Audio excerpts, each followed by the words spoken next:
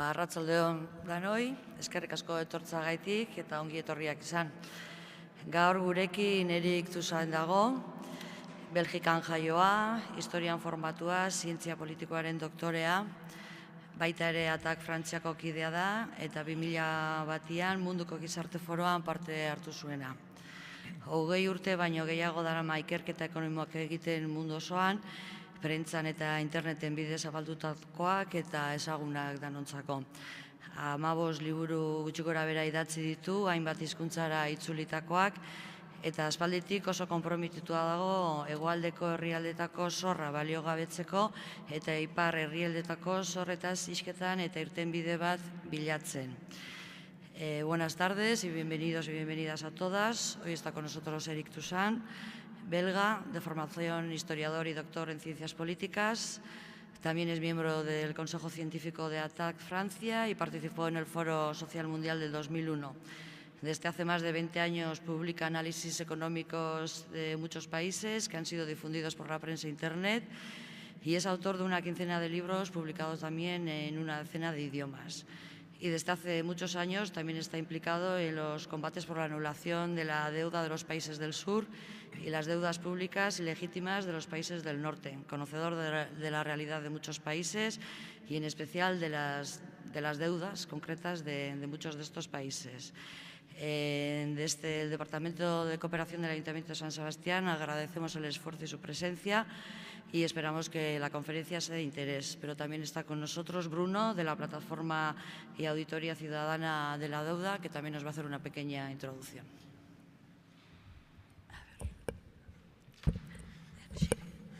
Bueno, somos de la Plataforma de la Auditoría Ciudadana de la Deuda, del grupo de Guipúzcoa, y nos han dado un minuto para presentarnos por si alguien quiere acercarse a nosotros y pedir información o unirse a la plataforma. Somos un grupo pequeño, pero trabajamos muy bien porque nos llevamos muy bien y hemos hecho sobre todo labores de difusión, hemos preparado algunas charlas, mucho de prepararnos a nosotros mismos, de preparar a los demás y básicamente eso. Y no lo tengo suficientemente preparado, pero si queréis más información estaremos luego. Estamos en la tercera fila, en ese lado. Y los papeles que estaban en la puerta, esos también tienen bastante información. Gracias. Eskerrik asko.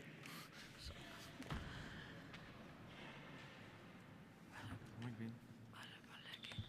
Bueno, pues sin más le doy la palabra a Erik y después de su intervención se podrán hacer preguntas. Bueno, buenas noches, muy contento de estar con ustedes. Gracias al Ayuntamiento y también a la Plataforma de Auditoría Ciudadana.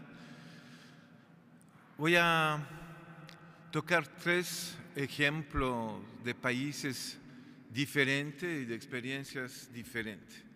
Y ustedes podrán, y seguramente a través de la conversación que tendremos luego, ver cómo transferir a su realidad y al Estado español lo que estoy diciendo respecto a los países y a las experiencias que voy a analizar. Voy a analizar los casos de Grecia, de Ecuador y de Islandia. ¿Me oyen bien? ¿Está bien? Porque me da la impresión de ser como un cura y no tengo la costumbre de hablar en una iglesia y tener ese eco tipo misa. Bueno, pero no voy a dar una misa esa noche, tranquilo. Entonces, refiriéndome a Grecia, no sé si lo saben, yo coordiné a petición de la presidenta del Parlamento griego, a partir de abril 2015, la Comisión para establecer la verdad sobre la deuda pública griega. Esa comisión ha sido compuesta por 30 miembros, 15 que no eran griegos y 15 griegos. De los 15 no griegos provenían de 10 países, de los cuales 2 del Estado español. Sergi Cutillas, de la Plataforma de Auditoría Ciudadana de Barcelona, y Daniel Albarracín, economista de la Complutense y ahora asistente parlamentario del Grupo Parlamentario Podemos en el Parlamento Europeo.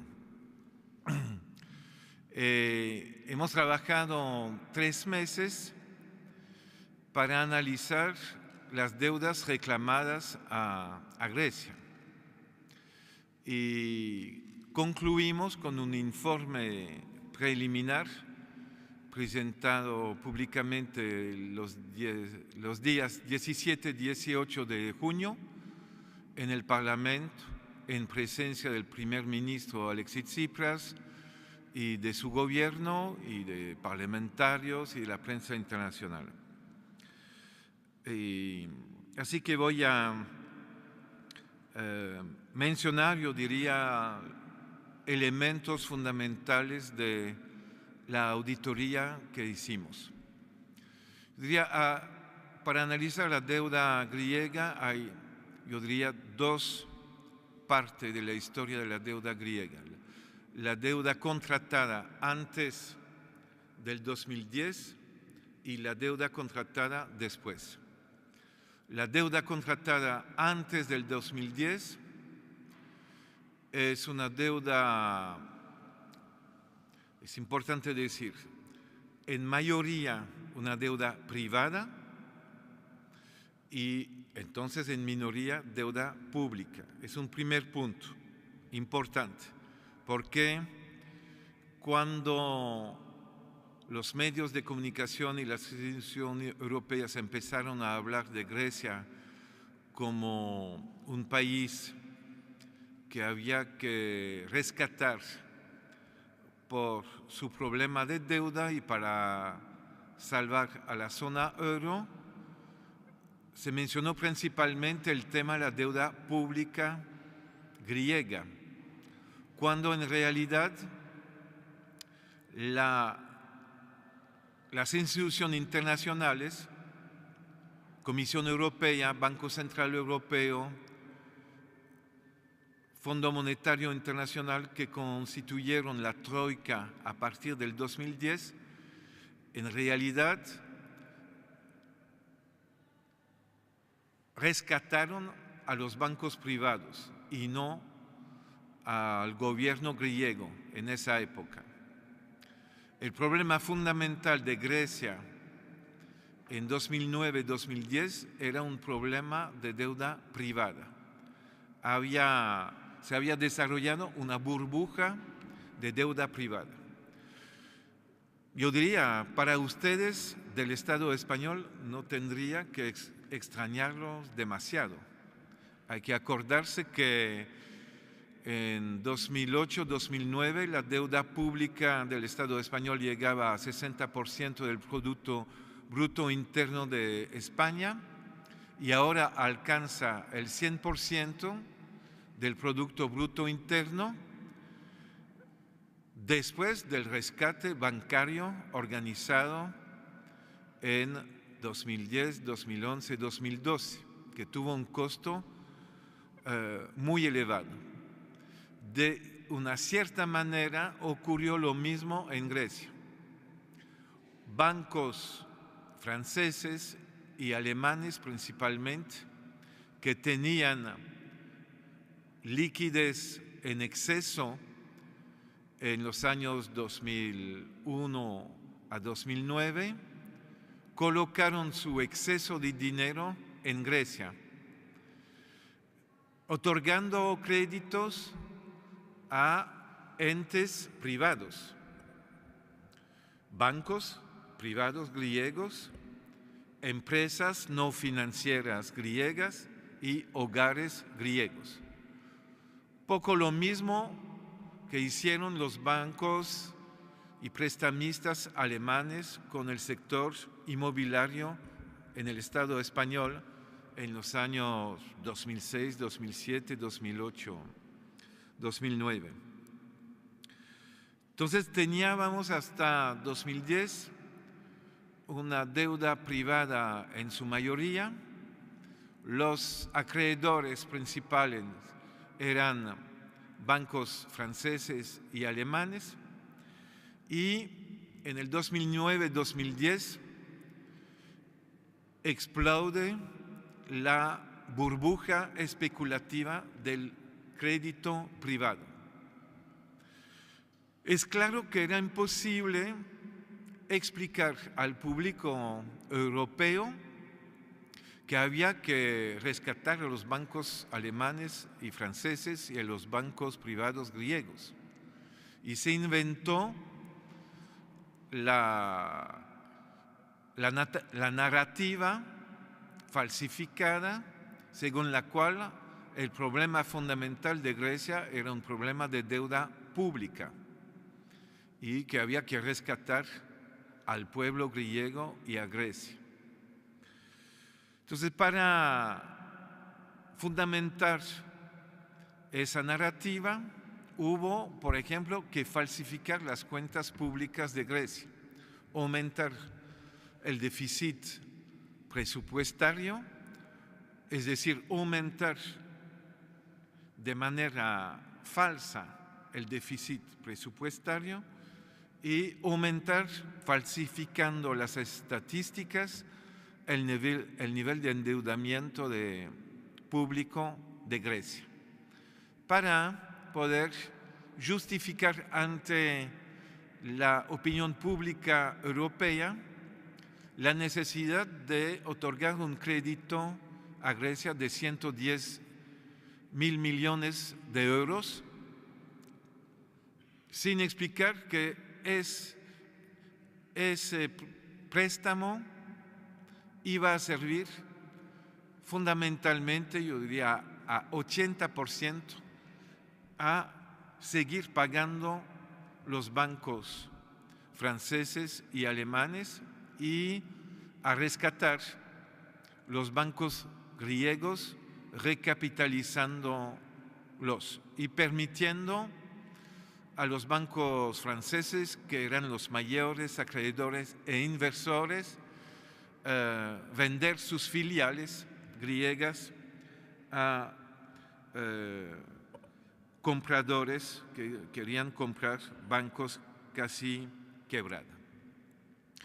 Eso es una explicación fundamental y es una evidencia demostrada por la auditoría que hicimos en Grecia. Ahora, claro, había una deuda pública y también hay que analizarla y ver si es una deuda pública, la deuda hasta 2010, que es legítima, legal, sostenible, odiosa o no. Analizando la deuda pública, hay un elemento, yo diría, particular a Grecia, es el tema gastos militares. Grecia es el país de la Unión Europea que gasta en armas mucho más, el más alto nivel de gasto que todos los demás países europeos. En la lista de los países a nivel mundial que gastan más en armas, primero es Israel, segundo Estados Unidos, tercero Grecia. ¿Y por qué? Porque los fornecedores de armas son principalmente empresas privadas alemanas, francesas, norteamericanas, que utilizan la participación de Grecia en la OTAN y las tensiones en el Próximo Oriente y en el Mediterráneo y la relación complicada de Grecia con Turquía, que también es miembro de la OTAN. Hay una utilización de esto para presionar Grecia para tener un nivel de gasto militar sumamente elevado. La presión viene de organismos multilaterales como la OTAN y de las empresas privadas apoyadas por sus gobiernos, los franceses, alemanes, norteamericanos. Y claro, utilizan corrupción, soborno para comprar políticos griegos que siguen en la lógica de nivel altísimo de compras de armas. Hablo de los años 90 hasta 2010. Hemos estudiado los casos de corrupción, el nivel altísimo de gasto militar. Hay procesos penales, no solamente en curso, hay todavía procesos penales en curso, pero hay condena. Hay un ministro socialista griego del PASOK que ha sido condenado en 2013 a 20 años de cárcel y lo está cumpliendo.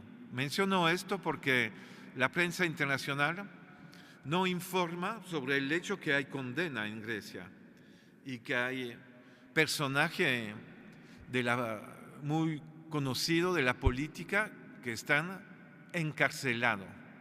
Y ese señor condenado a 20 años de cárcel. Y ya está cumpliendo el 4º año de su condena. Bueno, también para explicar la deuda hasta 2010 hay que tomar en cuenta, pero eso es común con los demás países europeos, los regalos fiscales, es decir, la reducción de los impuestos pagados por los ricos y por las empresas privadas, internacionales y nacionales. Bueno, esto hasta 2010. A partir del 2010, la situación cambia de manera radical, porque los prestamistas privados extranjeros, principalmente bancos franceses y alemanes, son reemplazados por poderes públicos. La Comisión Europea, en representación de 13 estados de la zona euro, de los cuales España, hubo préstamos bilaterales para un monto total de 53.000 millones de euros de 13 estados de la zona euro hacia Grecia, un crédito del FMI del orden de 30.000 millones y hubo compra de parte del Banco Central Europeo de títulos griegos en los años 2010, 2011, 2012. Eso dentro del marco de la creación de la Troika y de lo que se llama el primer memorándum. Entonces nació la Troika, nació esa Troika para rescatar a los bancos extranjeros y griegos, endeudando Grecia con 110.000 millones de euros, de los cuales 80% sirvieron inmediatamente a pagar los bancos extranjeros y a la condición de implementar medidas de austeridad brutal, reducción del 30% de las jubilaciones, reducción del salario mínimo legal para las personas de más de 25 años, una reducción del 25%, pero para los menores de 25 años una reducción de 32% del salario mínimo legal y cierre de hospitales, de escuelas, supresión de ayudas a alojamiento, etc. El gasto público, para darle una idea, el gasto público el presupuesto del Estado griego alcanzaba 115.000 millones de euros en el año 2009. Y en el 2013 llegó a 100.000 millones. Entonces, una reducción de, un poco menos de 100.000 millones, una reducción de más de 15% del presupuesto. Y tomen en cuenta, digo, era de 115 cuando el crédito otorgado a Grecia es de 110.000 millones de euros, para mostrar la comparación. Por ejemplo, el gasto en salud público disminuyó de 42% entre 2009 y 2013. 220.000 empleos públicos fueron suprimidos en Grecia en la misma época. Entonces, lo que hemos analizado es el cambio de situación entre acreedores privados reemplazados por acreedores públicos que utilizan todo el poder que tienen como Comisión Europea y como gobiernos y como FMI y como Banco Central Europeo para dictar a Grecia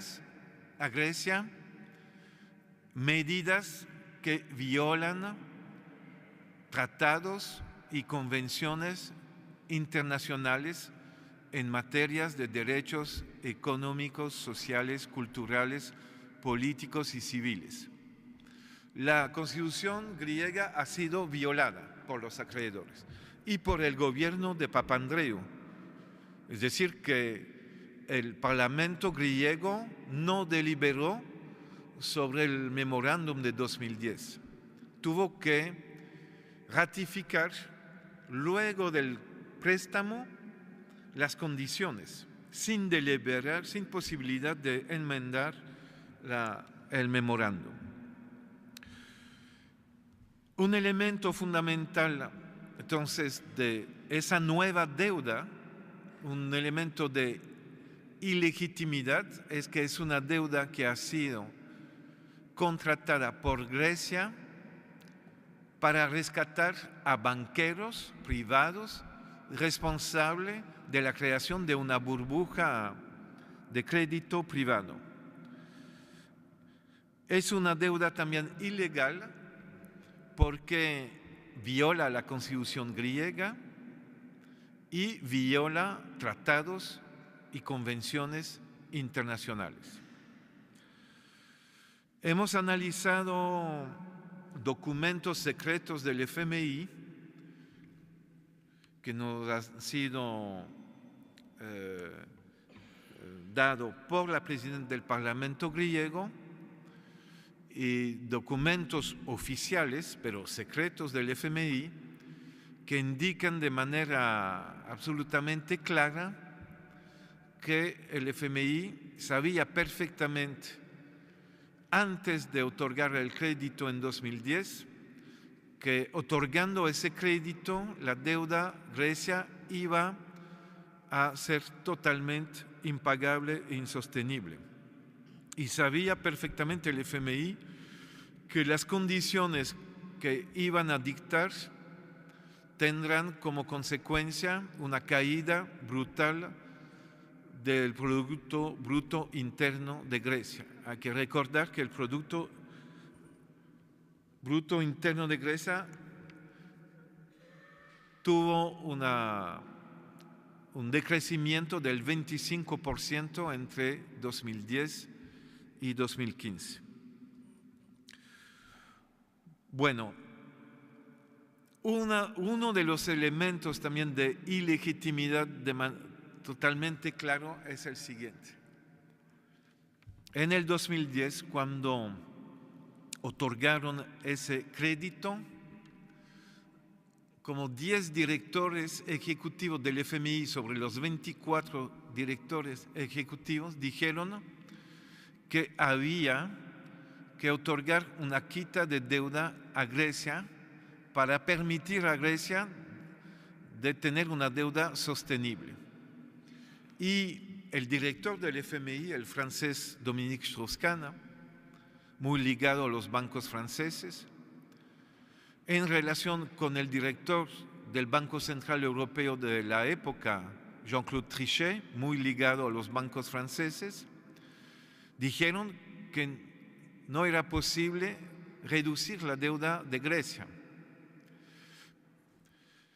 Pero se comprometieron a que los bancos franceses y alemanes no iban a vender sus títulos griegos y otros créditos al sector privado griego a terceros. Hubo, en el momento de la reunión de la dirección del FMI, un compromiso de los directores ejecutivos francés, alemán y holandés. Tenemos las declaraciones diciendo: nuestros bancos nunca van a vender títulos griegos en el mercado secundario. Cuando en realidad, inmediatamente después del memorándum, empezaron a vender los títulos. Y el Banco Central empezó a comprar a los bancos franceses y alemanes estos títulos. También los bancos de Chipre empezaron a comprar títulos griegos a los bancos franceses y alemanes.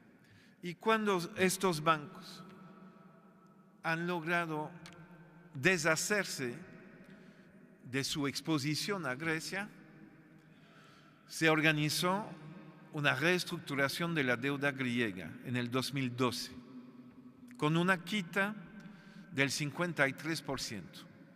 Pero no son los bancos franceses y alemanes que pagaron la factura, son los bancos de Chipre y los fondos de pensiones griegos que fueron obligados un poco antes de la reestructuración a comprar títulos griegos.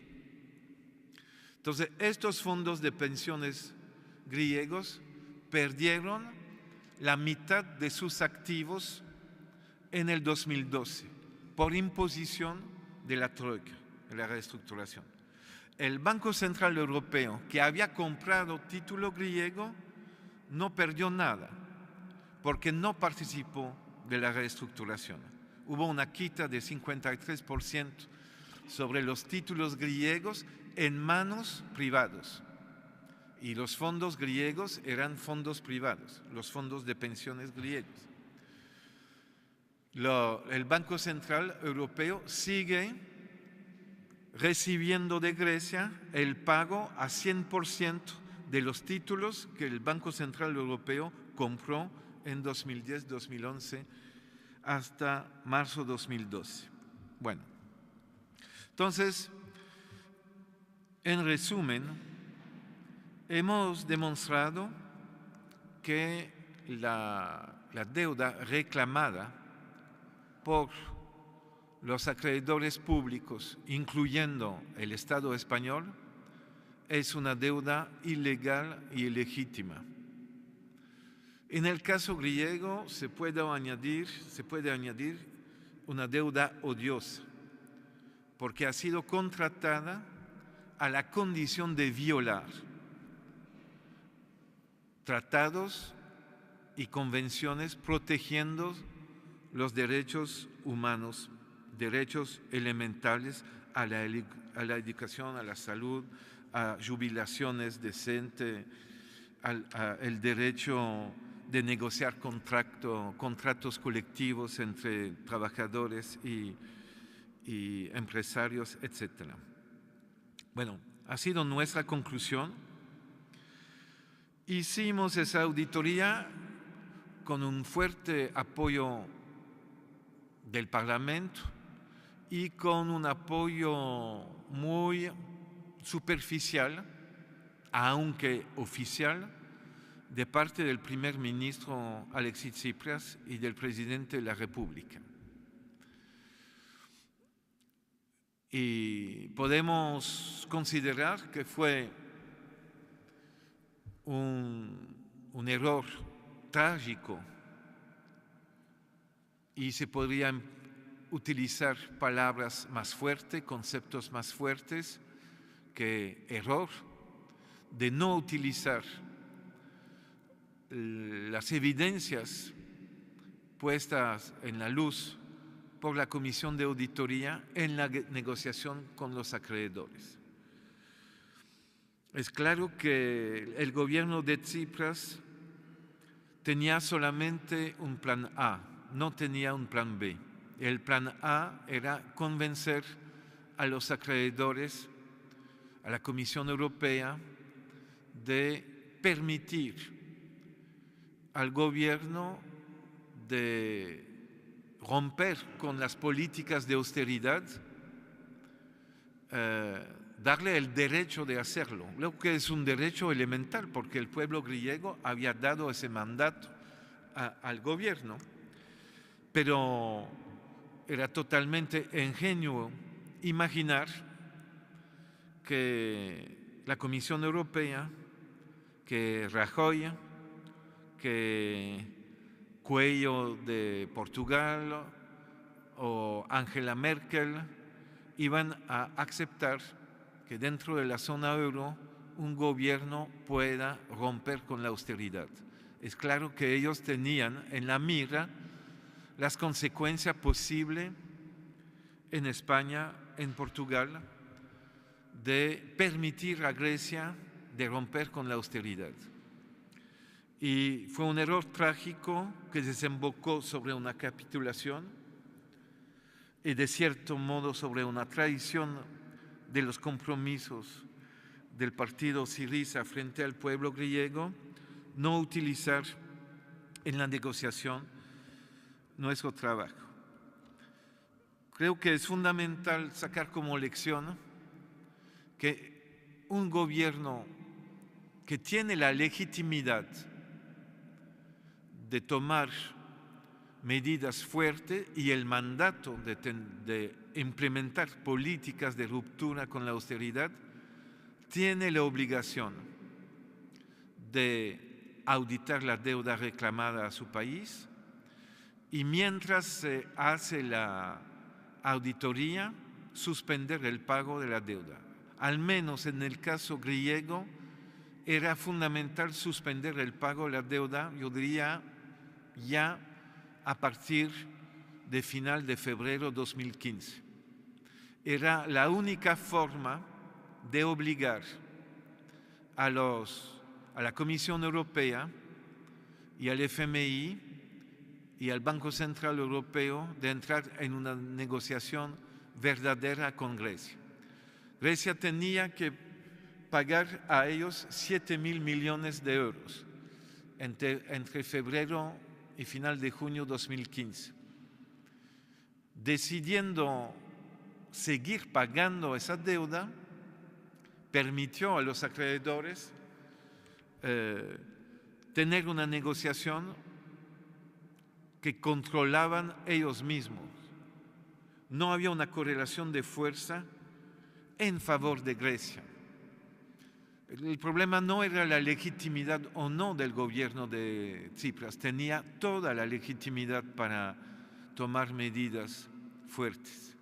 El problema es que no se dio el mismo gobierno una arma potente para obligar a los acreedores de entrar en una negociación verdadera.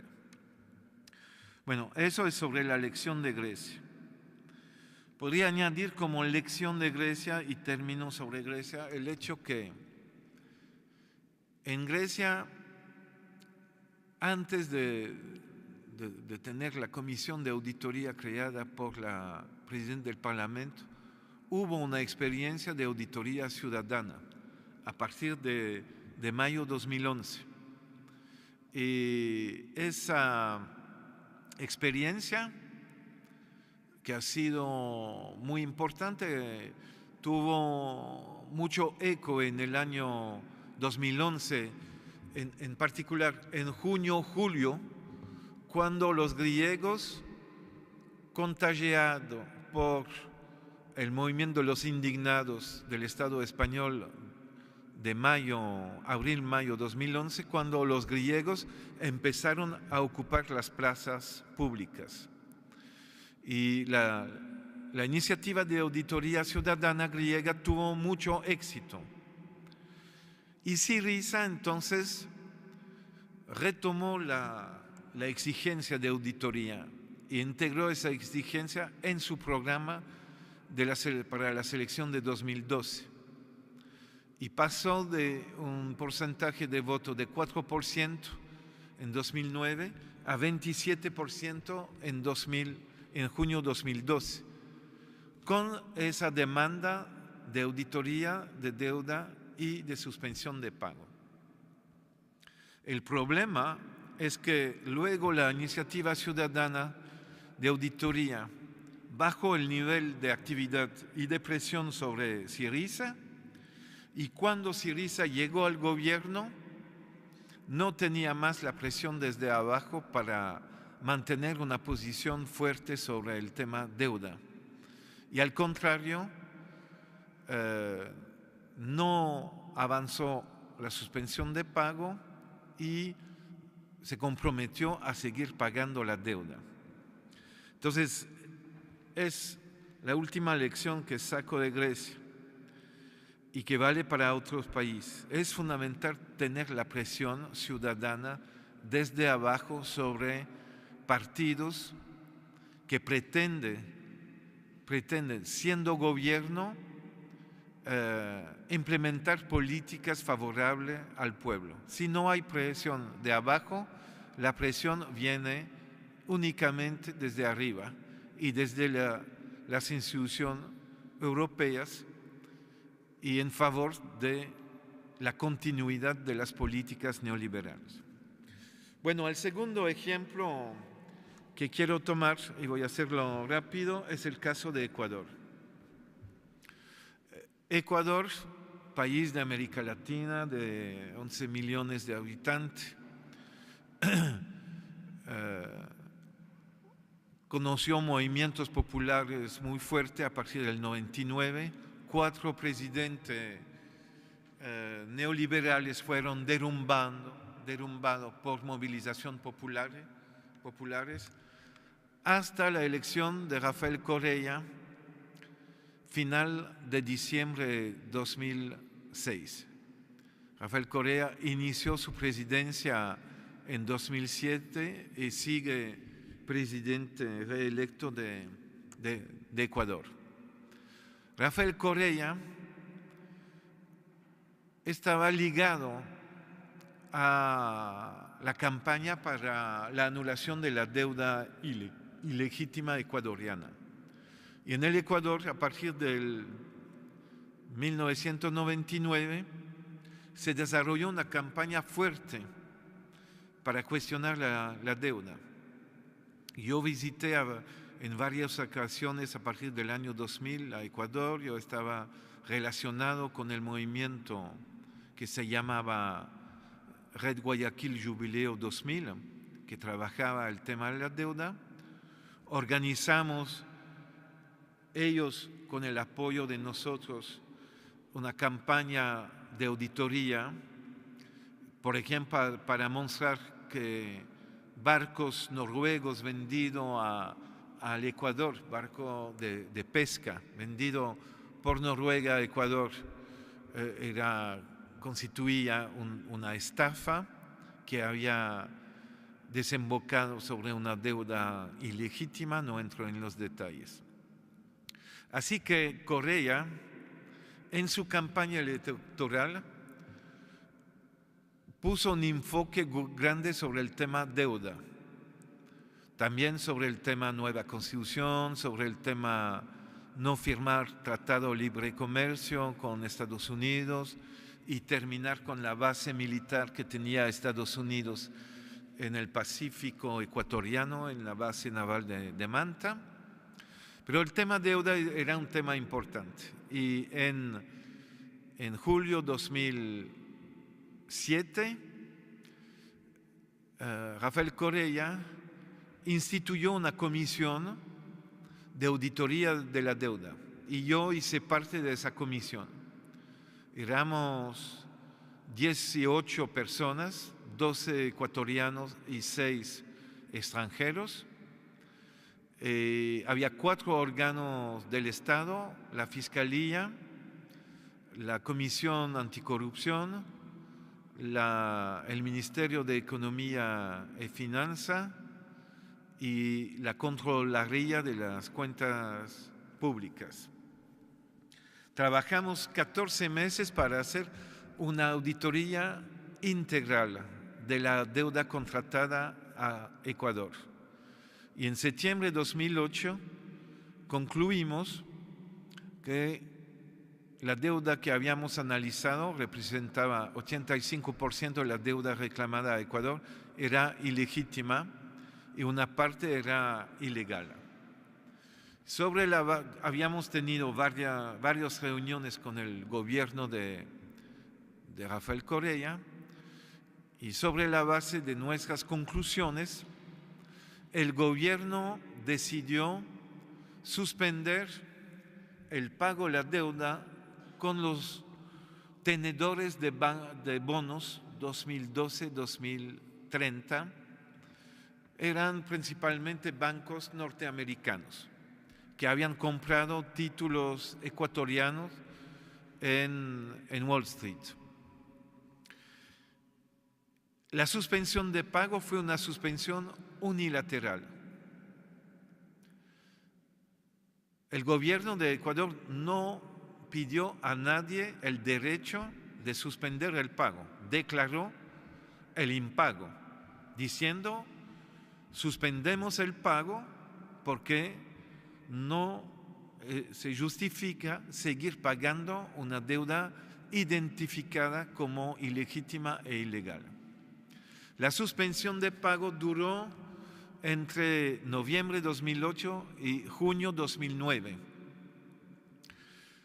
Y en junio de 2009, el Estado de Ecuador logró recomprar 91% de los bonos, con un descuento de 70%.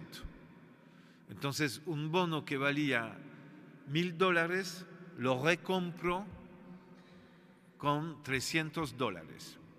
Fue un ahorro muy importante para el Ecuador, que disminuyó de manera radical el pago de la deuda externa y permitió a Ecuador de dedicar una parte más importante del presupuesto del Estado en gastos sociales: educación, salud, creación de empleos, infraestructura pública. Fue una victoria total que demuestra que es perfectamente posible imponer a los acreedores un acto soberano unilateral. Es posible cuando hay argumentos fuertes y cuando la acción se hace de tal manera que los acreedores no tienen realmente alternativa sino vender. Porque lo que hizo el Ecuador es decir a los tenedores de bonos: tienen una oportunidad, o nos venden sus títulos con un descuento de 70% y nosotros los compramos, pero si no nos los venden, los títulos no vendidos no tendrán ningún valor. Pueden colocarlo en su baño, en el corredor de su casa, no tiene valor.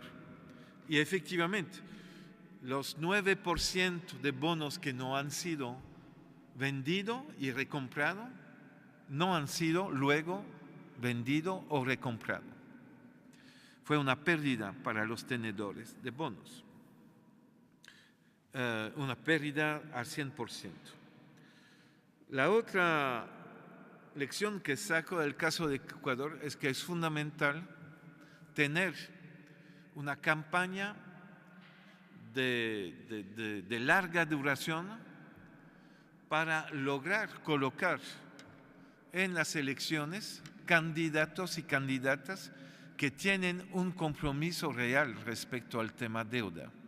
Era el caso del Ecuador en la elección de 2006, porque no solamente Correa era comprometido, sino que su ministro de Finanzas, que ahora es el ministro de Relación Exterior del Ecuador, Ricardo Patiño, y otros ministros eran realmente comprometidos con el tema del no pago de la deuda ilegítima y la necesidad de la auditoría.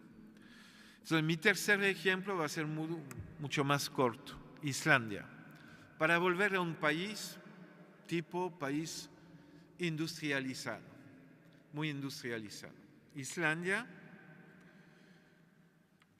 conoció una quiebra de sus bancos en septiembre de 2008. Todo el sistema bancario islandés quebró en 2008, al mismo tiempo que Lehman Brothers. Eran bancos que habían sido privatizados unos años antes, solamente unos años antes, y que se habían lanzado en políticas especulativas impresionantes. Quebraron con la quiebra de Lehman Brothers y Islandia entró en un proceso de crisis brutal con movilización popular. El pueblo era harto de las políticas neoliberales. ¿Y qué ocurrió? Bajo la presión del pueblo y también de las circunstancias, el gobierno de Islandia se negó a pagar la deuda reclamada por el Reino Unido y los Países Bajos. ¿De qué se trata? El gobierno del Reino Unido y el gobierno holandés decidieron indemnizar a los acreedores de los bancos islandeses fallidos en su país, pero eran bancos privados. Y estos dos gobiernos reclamaron al gobierno de Islandia, es decir, al pueblo islandés, de compensar Reino Unido y Holanda por un monto de 4.000 millones de euros por el gasto que habían hecho para rescatar a los bancos, a los acreedores de los bancos islandeses. Islandia se negó a pagar la deuda reclamada por el Reino Unido y por Holanda. El Reino Unido trató de utilizar todos los medios de chantaje y de represalia. Por ejemplo, puso en la lista de organización terrorista a Islandia y congeló todos los haberes islandeses en el Reino Unido. Pero el gobierno de Islandia, bajo la presión popular, no aceptó el chantaje del Reino Unido. Bueno, tengo que corregir. El gobierno islandés quiso aceptar, pero el pueblo se rebeló y exigió un referéndum. Y por referéndum, el pueblo, en un primer referéndum, votó a 93% contra compensar a Reino Unido y Holanda. Y hubo un segundo referéndum porque hubo una negociación y en el segundo referéndum 82% de los votantes votaron en contra de compensar al Reino Unido y Holanda. Finalmente, Islandia no compensó, no utilizó dinero público para indemnizar al Reino Unido y Holanda. Reino Unido y Holanda enjuiciaron a Islandia ante un tribunal de arbitraje internacional, y ese tribunal sentenció en 2013 en favor de Islandia, diciendo que un Estado no tiene ninguna obligación de indemnizar antes extranjeros por la quiebra de bancos privados. Entonces, eso demuestra también el caso de Islandia, que es perfectamente posible resistir a acreedores, siendo un pequeño pueblo como Islandia, que estaba amenazado, pero que movilizándose logró imponer al presidente de la República y finalmente al gobierno resistir dignamente a los acreedores y finalmente ganar la batalla incluso al nivel judicial sobre el plan internacional. Entonces es otra demostración de la posibilidad de tomar un acto soberano por parte de un gobierno o de un Estado que a primera vista puede parecer débil frente a sus acreedores, pero que resistiendo logra imponer a los acreedores medidas favorables al pueblo. Claro, menciono esto hablando de deuda ilegítima, ilegal, etc. Considerando que hay una parte importante de las deudas reclamadas a los estados o a los poderes públicos, que es una deuda ilegítima. También decir que en el caso de Islandia, lo que es muy importante es que han sido condenados a la cárcel accionistas y directores de los bancos quebrados. Están cumpliendo pena de cárcel de hasta 6 años. Lo están cumpliendo, están encarcelando. Es el único país entre América del Norte y toda Europa donde banqueros se encuentran encarcelados. No hay uno en España, no hay uno en Francia, en mi país Bélgica, en el Reino Unido, en Irlanda, en Grecia. Es otro elemento fundamental. La auditoría, si llega a demostrar el comportamiento delincuente de accionistas o directivos de bancos, tiene esa auditoría que desembocar sobre juicios penales. Y el Estado tiene la obligación, yo diría, de condenar y también de exigir compensación de parte de esos directivos o accionistas. Bueno, entonces termino diciendo, estos ejemplos tienen que inspirarnos, ser una fuente de inspiración para tratar de repetir éxitos como el de Ecuador o de Irlanda y para tratar de evitar repetir los errores cometidos por un gobierno de izquierda como el gobierno de Syriza en Grecia.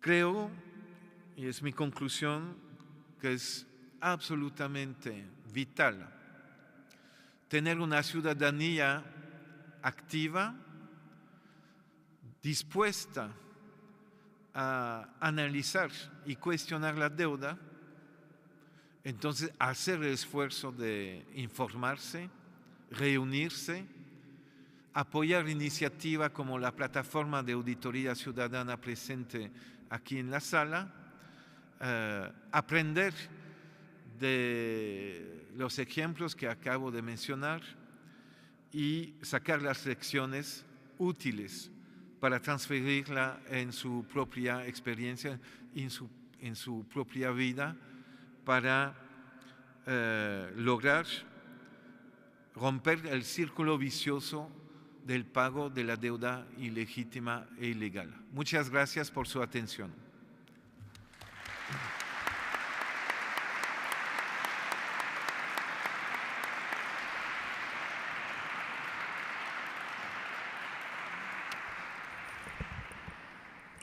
Pues muchas gracias, Eric. Yo creo que ha sido una conferencia muy ilustrativa de lo que está pasando y de lo que puede pasar también. Se abre ahora un turno de preguntas. No sé si hay algún voluntario que quiere empezar. Se harán 2 o 3 preguntas y luego él contestará a todas conjuntas. ¿Hay alguien? La verdad es que casi no se ve.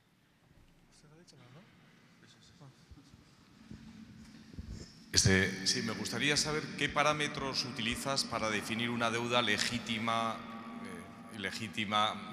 Has hablado continuamente, pero yo no sé en qué te fijas para decir que es del 90%, del 80%, etcétera.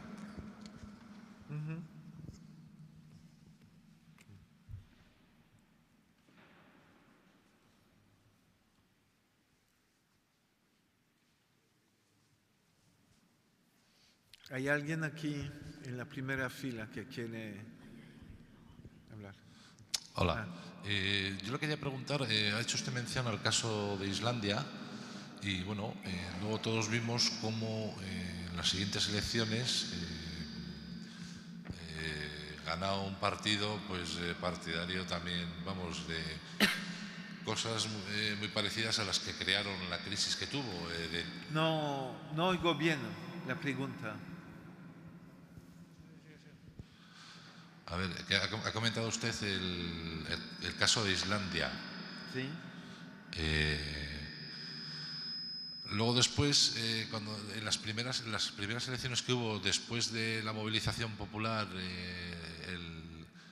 el juicio a los responsables bancarios y demás, el partido que ganó fue un partido que, vamos, que sus planteamientos económicos eran muy cercanos a los que causaron la crisis. O sea, no sé si aprendieron la lección o a pesar de ser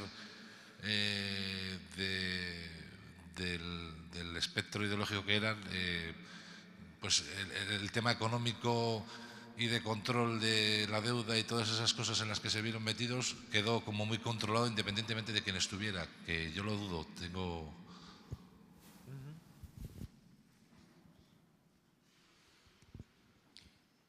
Sí, sobre el dilema del gobierno griego, el dilema ante el que estuvieron Tsipras y Varoufakis, sí me gustaría si pudiera profundizar un poco en cuál es su punto de vista, porque claro, Tsipras planteó que no iba a llegar, que no iba a conseguir convencer a la contraparte, a los alemanes, para llegar a un acuerdo razonable, y que los alemanes estaban dispuestos a expulsarles, cortarles el grifo del Banco Central Europeo y expulsarles del euro.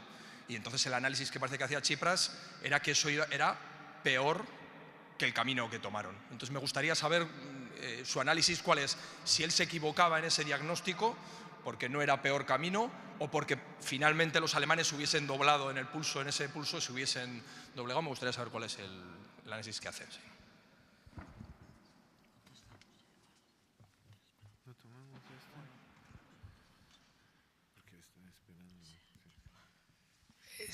Es un paralelo entre la deuda, la renegociación del no pago de la deuda externa de Ecuador y el no pago de la deuda externa de Argentina. En el caso de Argentina, los que no entró en el acuerdo, los que no hicieron la quita, pidieron el amparo de la Corte de Nueva York, de los fondos buitres, donde en estos momentos, desde el año 2014, la Argentina no puede hacer pagos sobre deuda reconocida soberana, pagos normales. Bueno, entonces, ¿cuál es la diferencia, ¿no? ¿Qué habría que haber copiado mejor de Ecuador? Ya voy a responder. Oh. Bueno.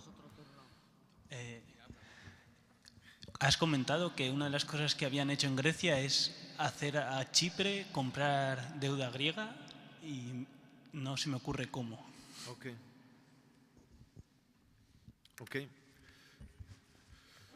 Bueno, claro, lo que voy a responder es esquemático porque valdría la pena tomar mucho tiempo para detallar respuesta, pero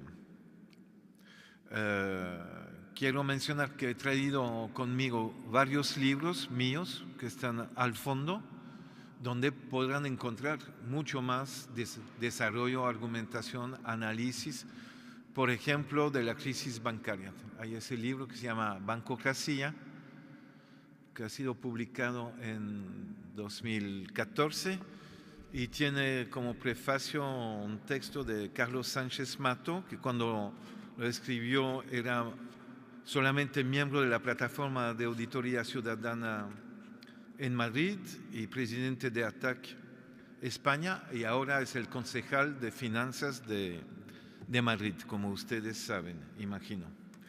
Bueno, ¿qué es una deuda ilegítima? Una deuda ilegítima es una deuda contratada en contra del interés general. O, dicho de otra manera, es una deuda contratada en favor o favoreciendo el interés particular de una minoría privilegiada. Por ejemplo, una deuda contratada para rescatar a bancos responsables de la crisis. Entonces, tomar deuda como ente público para rescatar a los bancos privados responsables de la crisis es un acto ilegítimo y provoca la creación de una deuda ilegítima. Yo diría como primera aproximación en el caso español, si la deuda hasta la crisis bancaria en España y inmobiliaria alcanzaba 60% del PBI, para llegar después del rescate a 100%, yo diría como hipótesis que la parte de crecimiento de la deuda es ilegítimo, porque los gobiernos que contrataron esa deuda para rescatar los bancos privados no respetaron el interés general, favorecieron el interés particular de los banqueros. Eso es un ejemplo simple, claro. La noción de ilegitimidad es una noción, es un criterio utilizado de manera permanente por la justicia. Una deuda ilegal. ¿Qué es una deuda ilegal? Una deuda contratada sin respetar o en violación del orden jurídico en vigor. Es muy simple. Entonces, hay leyes sobre contratos, hay las leyes que prohíben corrupción, hay leyes que prohíben sobrefacturación, hay la Constitución que dice que, por ejemplo, en el caso de Grecia, un tratado internacional tiene que ser deliberado por el Parlamento, porque el memorándum impuesto a Grecia es un tratado internacional firmado entre Comisión Europea en representación de los estados de la Unión Europea y el gobierno griego, pero es un tratado internacional. Y entonces allí hay ilegalidad. Bueno, entonces,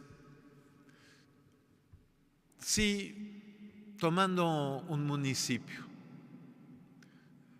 en España, donde se contrató deuda por parte de un gobierno municipal para construir una autopista subterránea o para un estadio de fútbol, en el cual se demuestra que hay sobrefacturación, soborno. Esa deuda contratada por el gobierno municipal, si hay corrompidos en el gobierno municipal, su acto ha sido un acto ilegal.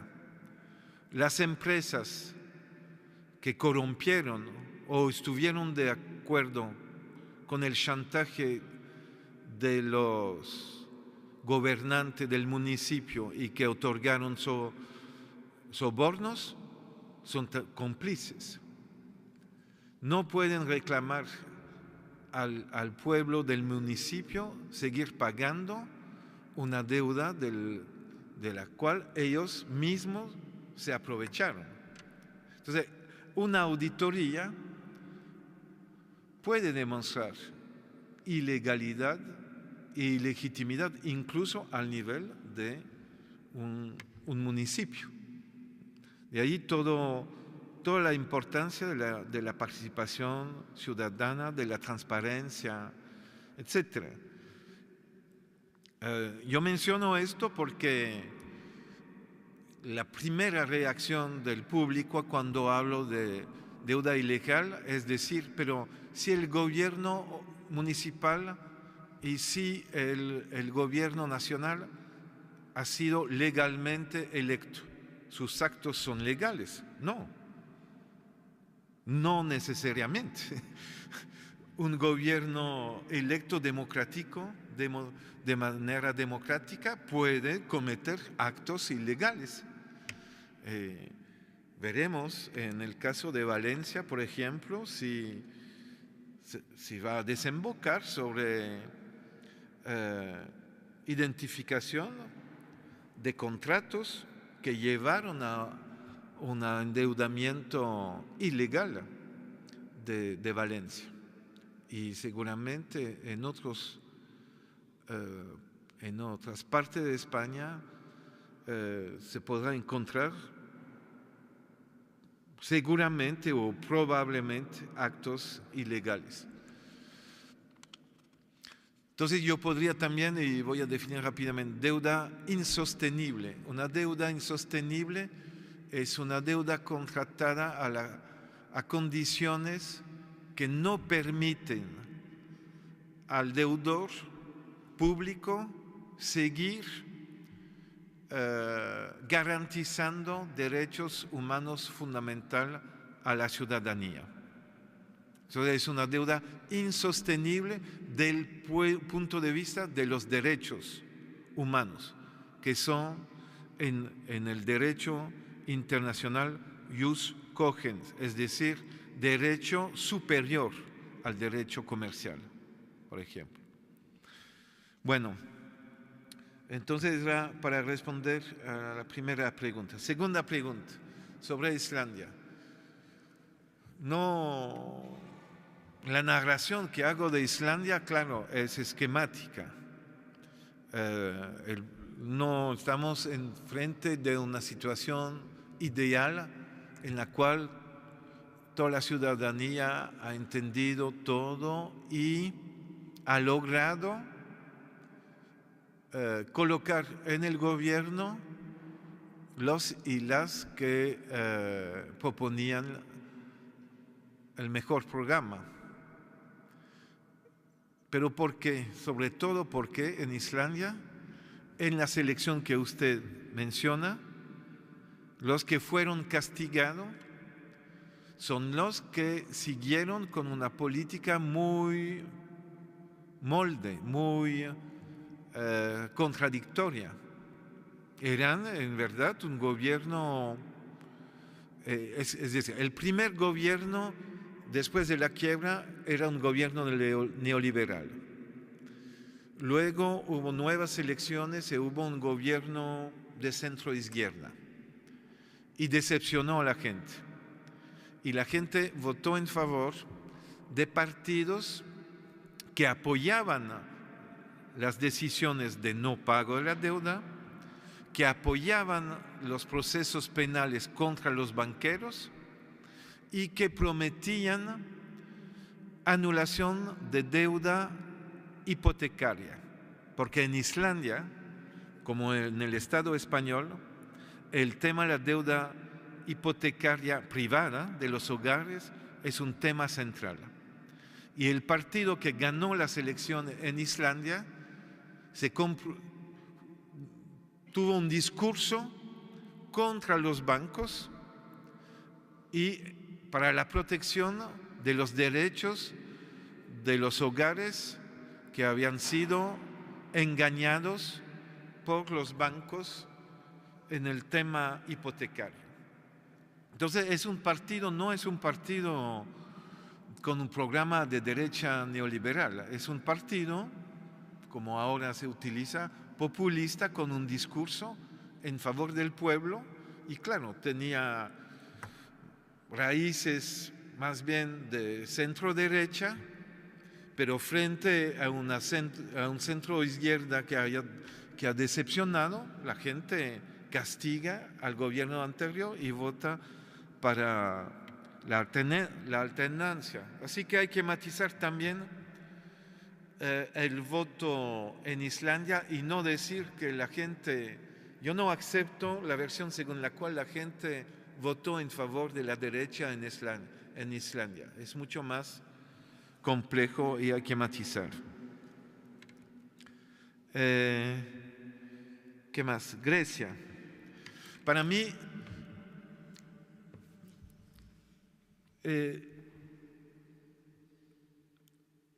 usted dice la explicación de Tsipras es la siguiente.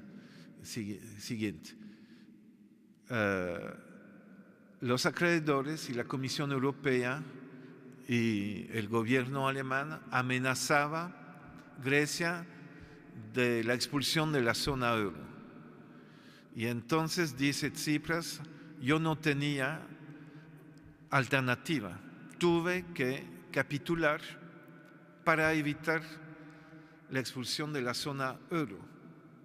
Bueno, yo no estoy seguro que los alemanes querían realmente la expulsión de Grecia, era un chantaje, porque a Alemania le interesa tener el mercado el más amplio con la misma moneda.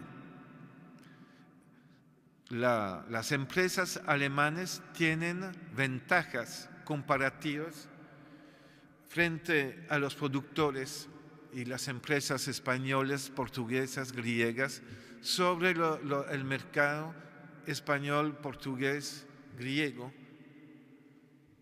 gracias al euro. Es un elemento fundamental y no quieren realmente expulsar. Pero es mi primer punto. Segundo, el problema fundamental es que Tsipras entró sin realmente utilizar las armas que estaban a su disponibilidad frente a los acreedores. El arma fundamental era la suspensión de pago. A partir de final de febrero, para evitar el pago de 7.000 millones de euros, Tsipras vació toda la liquidez de los poderes públicos y las empresas públicas griegas, pagando la deuda, sin recibir nada en contraparte. Si Tsipras había entrado en suspensión de pago, esto habría obligado a los acreedores a realmente entrar en una negociación. Tercer punto de la respuesta es si salir o no de la zona euro o salir de la zona euro desemboca sobre el caos. yo diría no necesariamente.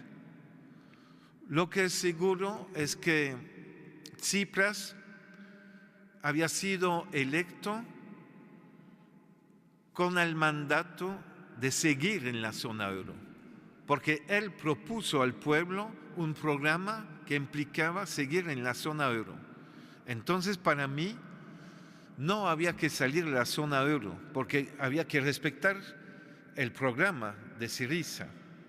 Pero el mismo programa de Syriza decía romper con la austeridad y obtener una reducción radical de la deuda. Y sobre estos dos puntos, las instituciones europeas se negaron. Entonces, Tsipras tenía el derecho de decir: señores, durante 3 semanas, entre el 27 de enero y 20 de febrero, hemos negociado.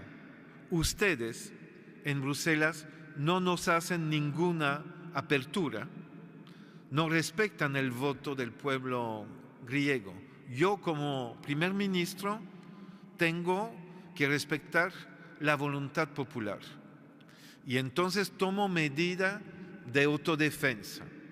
Y dentro del marco de la autodefensa, lanzo la auditoría con suspensión de pago. Y podía tomar otras medidas, crear una moneda complementaria, pero no tengo el tiempo de desarrollar esto. Yo escribí sobre el tema de la posibilidad, manteniéndose en la zona euro, crear una moneda complementaria que es un instrumento de pago interno, sin valor internacional, sin convertibilidad, para actividades económicas y sociales internas a la economía del país. Varios países utilizaron monedas complementarias.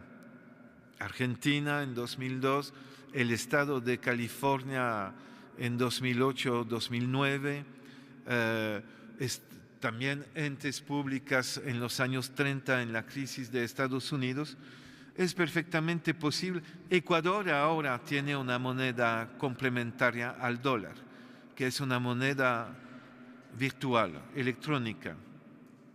Entonces había varias posibilidades para Grecia, y entonces pienso que el balance de Tsipras es un balance muy negativo y que hay que sacar lecciones fuertes de esto. También abrir el debate sobre en qué circunstancia y con cuál medida se puede, si es absolutamente necesario, salir de la zona euro. Bueno, la pregunta sobre Argentina-Ecuador. Bueno, Argentina no hubo auditoría, primero. En el caso de Argentina fue un default, es decir, en diciembre de 2001 Argentina no tenía más cómo pagar la deuda y suspendió el pago por razón de default técnico, no tenía cómo pagar. Ecuador tenía cómo seguir pagando, pero decidió suspender el pago porque la deuda la identificó como ilegítima. Una diferencia importante. Ecuador recompró títulos, no cambió títulos. La recompra hace que los títulos anteriores no existen más. El cambio hace que, claro, hay nuevos títulos en condiciones, bueno, la negociación que hizo Kirchner, hubo una quita de 70%, pero los nuevos bonos tienen tasa de interés indexada sobre el crecimiento económico, lo que tiene su desventaja. Y por último, los bonos argentinos permitían, eran en el contrato de emisión de bonos argentinos, que en caso de litigio los tenedores podían ir ante la justicia de Estados Unidos. En los bonos ecuatorianos no había esa posibilidad de ir ante la justicia de Estados Unidos. Y segundo, en los bonos ecuatorianos había una cláusula de acción colectiva que hace que si haya más de 75% de tenedores que entran en la reestructuración, los que representan menos de 25 no pueden enjuiciar. Tienen que aceptar la ley de la mayoría de los 75%. En el caso argentino, esa cláusula de acción colectiva no estaba presente en él. Entonces el problema, entonces, allí es, para mí la lección es que un gobierno que quiere emitir deuda sobre el mercado internacional, si lo hace, tiene que decir que la ley que se aplica es la ley del país que emite los bonos y no la ley de los acreedores y la ley, por ejemplo, de Wall Street, es decir, de Estados Unidos. Por eso, no lo mencioné, pero cuando hubo la reestructuración de la deuda griega en 2012, los bonos hasta 2012 eran bonos con la ley griega y la Comisión Europea y el Banco Central Europeo y el FMI obligaron a Grecia emitiendo nuevos bonos de emitirla bajo la ley de Inglaterra y con la Corte en Luxemburgo para emitir juicio. Es una Corte en Luxemburgo que emitirá juicio tomando en cuenta la ley de Inglaterra en caso de litigio entre Grecia y sus acreedores. Entonces, siempre los acreedores buscan cómo desnacionalizar la jurisdicción bajo la cual son emitidos bonos. Y si usted es argentino, ¿sí? ¿No?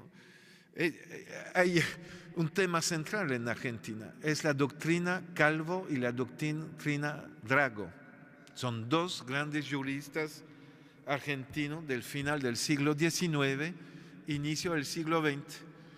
Toda su lucha fue en favor de decir, en caso de emitir deuda sobre mercados internacionales, el país no puede renunciar a su soberanía. E incluso esto está en la Constitución argentina. Y entonces se puede decir que los bonos argentinos, con contratos aceptando la jurisdicción de Nueva York, son anticonstitucionales. Porque la Constitución argentina no permite a un gobierno emitir bonos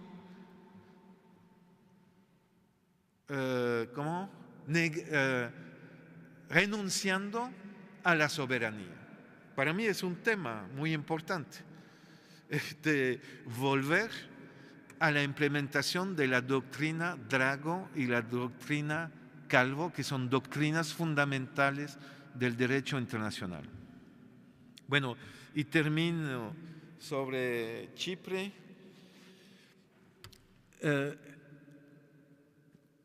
En 2010-2011, Grecia estaba en crisis. Bonos griegos emitidos en 2008-2009 estaban en manos de bancos franceses y alemanes, en su mayoría. Y estos bancos vendieron estos bonos sobre el mercado secundario de deuda, el mercado de ocasión, con un descuento. Y allí, ¿quién viene a comprar títulos sobre el mercado secundario? Fondos de inversiones especulativos, fondos buitres, bancos y el Banco Central Europeo. Y los bancos de Chipre consideraron que era un buen negocio comprar títulos griegos que emitido, por ejemplo, a 1.000 euros, a un descuento de casi 50%, comprarlo a 500 euros. Comprando a 500 euros le pareció un buen negocio. Pero lo que los banqueros de Chipre no sabían es que los banqueros franceses y alemanes tenían un acuerdo con Trichet, director del Banco Central Europeo, y Dominique Strauss-Kahn para reestructurar la deuda unos meses después, la deuda griega, y hacer una quita de deuda del 50%. Y entonces los banqueros de Chipre fueron atrapados en una trampa. Ellos pensaron hacer un buen negocio y no lo hicieron. Compraron a un buen precio, pero cuando ocurrió la reestructuración perdieron dinero y eso provocó la crisis de Chipre de marzo 2013 y la quiebra de 2 bancos de Chipre. Bueno, hubo también malversación, se dice malversación, de bancos griegos en Chipre, pero por ejemplo el banco Piraeus, y como comisión de auditoría de la deuda griega seguimos actuando y vamos a publicar un estudio sobre la crisis bancaria en Grecia y una explicación sobre exactamente lo que ocurrió al respecto. Bueno, espero haber respondido a sus preguntas. Hay tiempo para otro turno.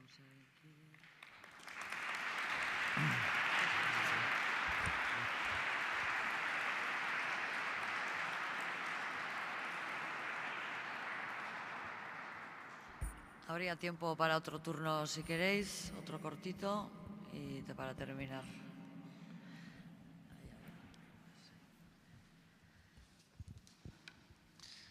Buenas noches. Quería saber si las comisiones de auditoría que han realizado sus trabajos en Islandia, Grecia y Ecuador, si siguen funcionando, qué hacen, qué proyectos tienen, qué luchas llevan, qué hacen.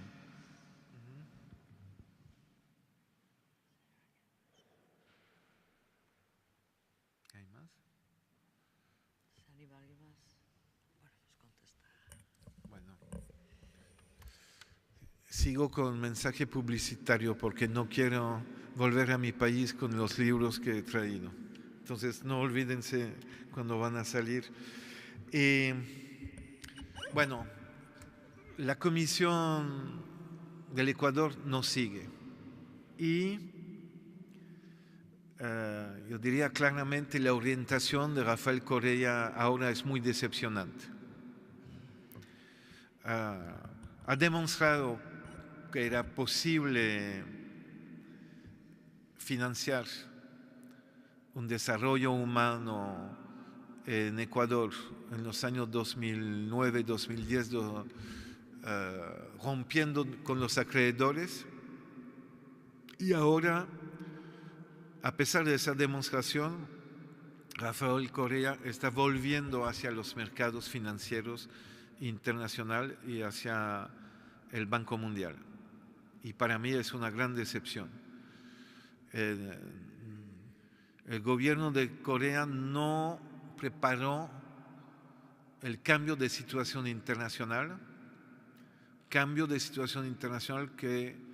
va a desembocar sobre una nueva crisis muy fuerte de la deuda de los países del sur global. Porque ahora tenemos una crisis de deuda pública muy fuerte, del cual el epicentro es Europa, pero se va a desplazar. Se va a mantener en Europa la crisis, pero el epicentro se va a desplazar a países exportadores de petróleo y de otras materias primas.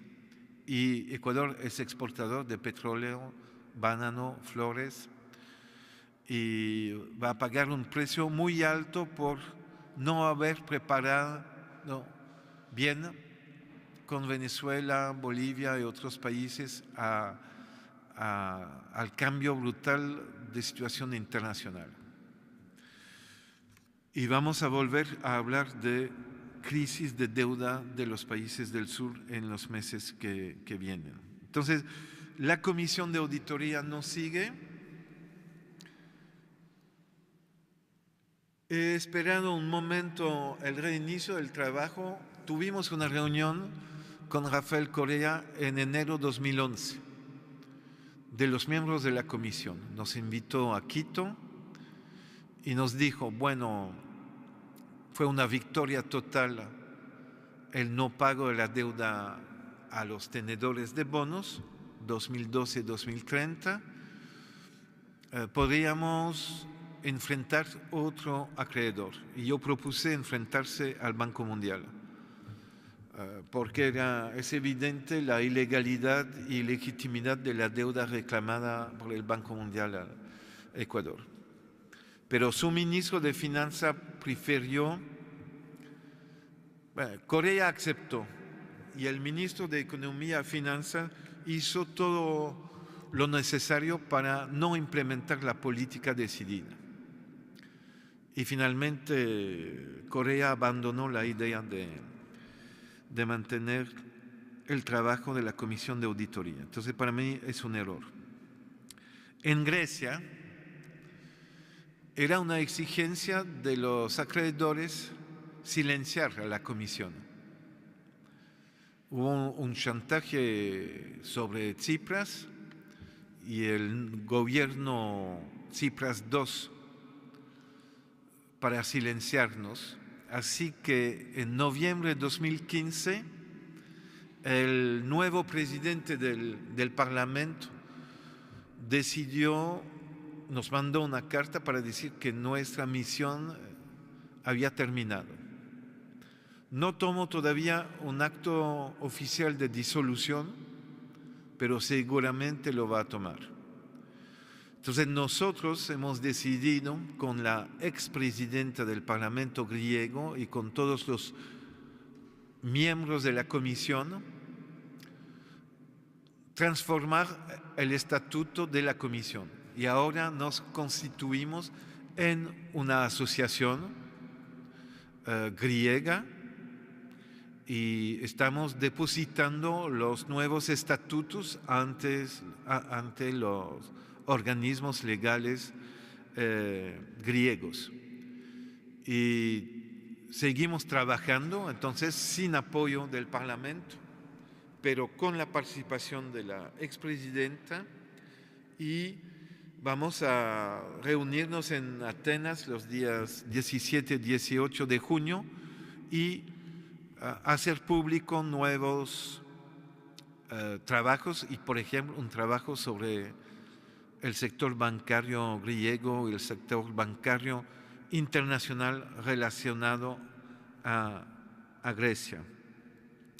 En Islandia no había comisión de auditoría, pero lo que hubo es una decisión del gobierno de Islandia de pedir a una ex juez francesa, que ahora es diputada europea verde, Eva Joly, de asesorar el gobierno de Islandia sobre el tema de la deuda acumulada para el rescate bancario y sobre cómo enjuiciar a los responsables. Y de una cierta manera ella hizo un trabajo de auditoría y estamos en relación estrecha con ella. Y ella brindó su apoyo a la Comisión de Auditoría griega, tuvimos reuniones comunes y tú puedes encontrar sobre el sitio internet del CADTM en español una entrevista que hemos publicado recientemente de Eva Joly, muy interesante sobre las lecciones de Islandia. Bueno, ya. No sé si hay más preguntas o comentarios. La causa de la nueva crisis del sur, de la deuda del sur, la caída tremenda de los precios de las materias primas, la caída del petróleo de más del 50%, la caída de la soya transgénica exportada por Argentina y Brasil a China y a la Unión Europea, la caída de los minerales sólidos. Todo esto provoca una reducción muy fuerte de ingresos fiscales que hacen que el pago de la deuda externa se hace difícil, empieza a hacerse insostenible. Es un caso casi evidente en Venezuela y Nigeria, por ejemplo, pero también amenaza a Argentina, a Ecuador, a Brasil, a la mayoría de los países del sur exportadores de materias primas. Porque cuando un país tiene menos ingresos, ¿qué pasa?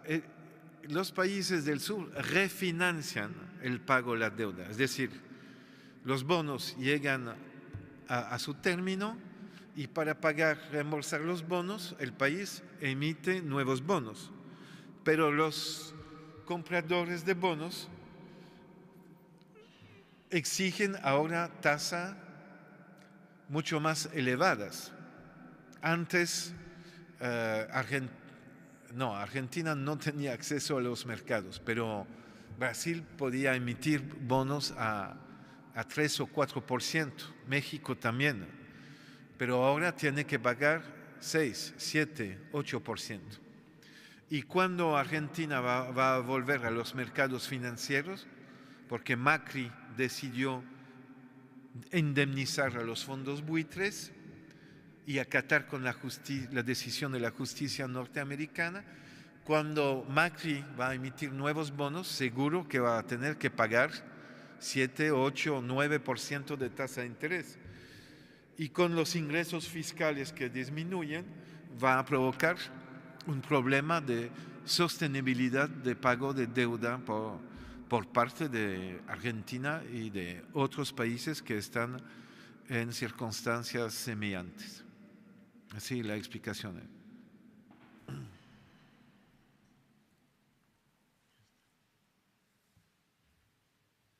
¿Ya? Muy bien. Pues bueno, parece que no hay más preguntas. Loic, a ver, sí. una última. Le daremos la última. Sí, perdón, estoy acaparando el micrófono un poco.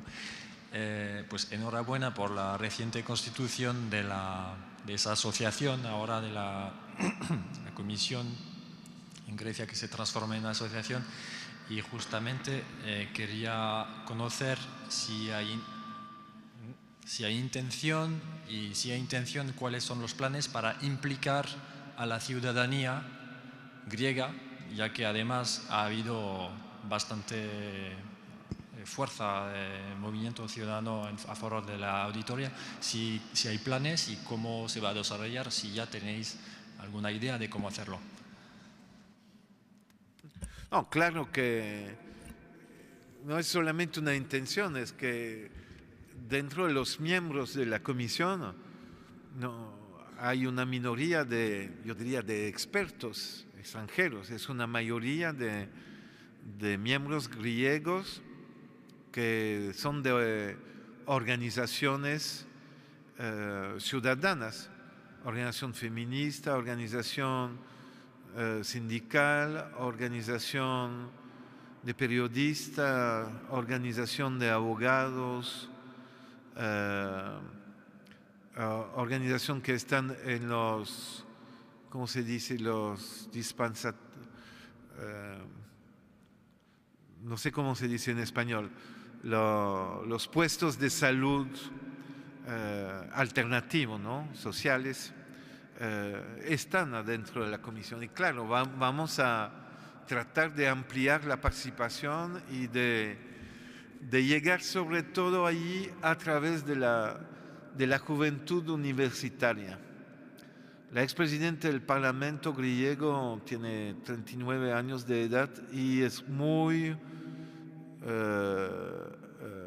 apreciada por la juventud universitaria. Entonces ella es a menudo invitada en las universidades griegas y esperamos constituir núcleos universitarios para apoyar a la comisión y luego tener núcleos en las varias ciudades del país.